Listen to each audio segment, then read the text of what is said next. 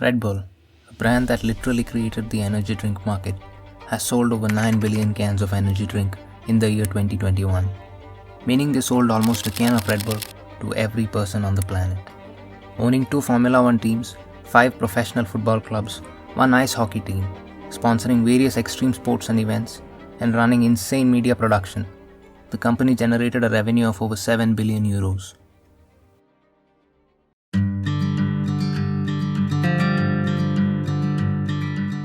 In 1923, a man named Chalio Uvidia was born to a family of duck herders in Pichit, Thailand. He grew up poor with minimum education, since herding ducks isn't really a profitable business. When he was old enough, his parents sent him off to his elder brother's chemist shop in Bangkok, where he worked as an antibiotic salesman. He learnt about pharmaceuticals and marketing while at the job, and in 1962, he started his own pharmaceutical company called TC Pharmaceuticals. The business was going well. In 1970, he noticed that most energy drinks in Thailand were imported from other countries, the most popular one being Lipovitan D from Japan. And these drinks were being marketed to the wealthy society in Bangkok, which was the largest international port in Thailand at that time. He thought to himself that the wealthy don't really need energy drinks. He himself, being poor, knew how tiring blue-collar jobs and manual labor can be, so he wanted to create a drink targeting the blue-collared workers. He figured out the primary ingredients of energy drinks in Thailand at that time: taurine, caffeine, some vitamin B and sugar. Next was branding. He chose to depict 2 Indian bisons in the logo, charging against one another, in front of the sun, to show 2 powerful animals and the sun as energy, and he named it Krating Dang, which means red water buffalo. Early advertisements showed laborers relaxing in a rural area, drinking Krating Dang. To promote the drink, he sponsored high-profile Muay Thai champions and boxing events, Muay Thai being Thailand's beloved sport. In 1978, the sales of the drink beat every competition including Lipovitan D and became the most popular energy drink in Thailand.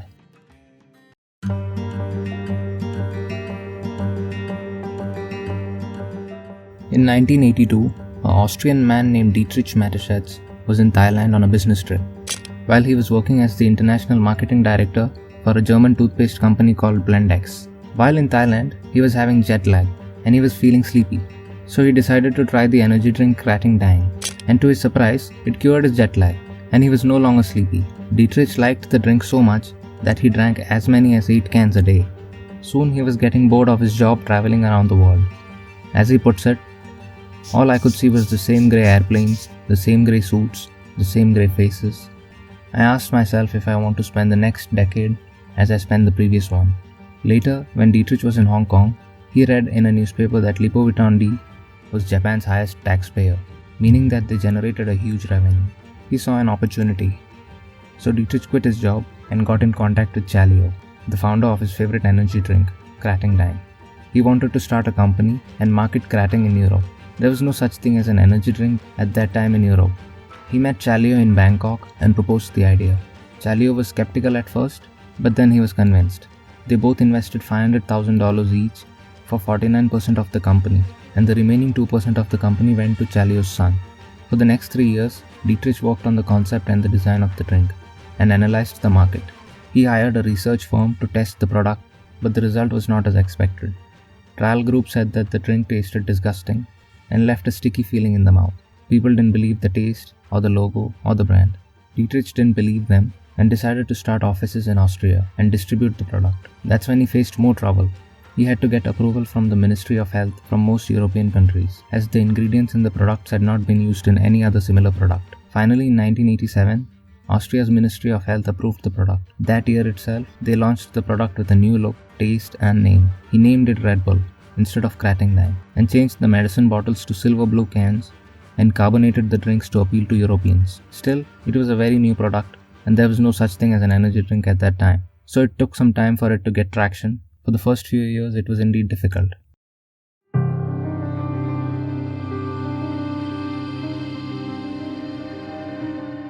Unlike Thailand, the vast majority of Europe had a pretty decent lifestyle, so marketing to the working class didn't make sense. Dietrich, with all his marketing experience, decided to try something unique, and he marketed the drink to college students as a party drink. He paid the students to have their Mini Coopers and Volkswagen Beetles redone with large Red Bull cans over it, and he hired students as brand managers and paid them to throw huge parties, where they would distribute Red Bull for free.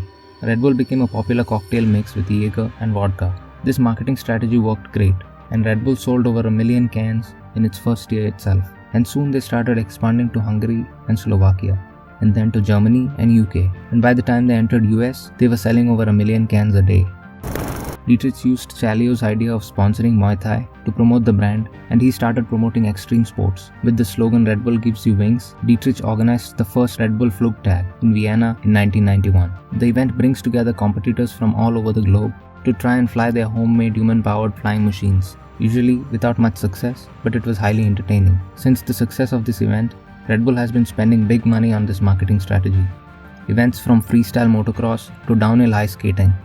In 2012, the Red Bull Stratos project helped Felix Baumgartner skydive a record 24 miles from the stratosphere. Red Bull has also acquired 5 football teams including New York Red Bulls and 3 stadiums as well. They sponsor many athletes across various sports.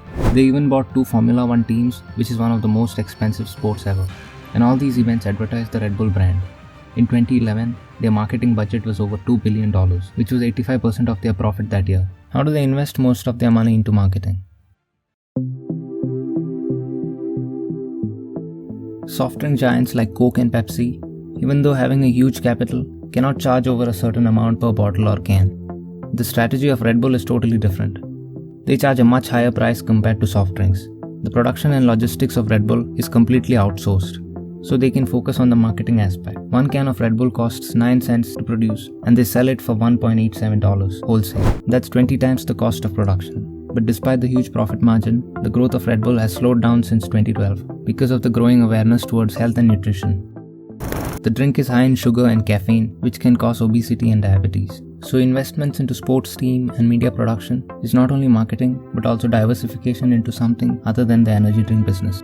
Well, that's the story of how Red Bull is now valued over $16 billion and is the pioneer and the market leader in the segment.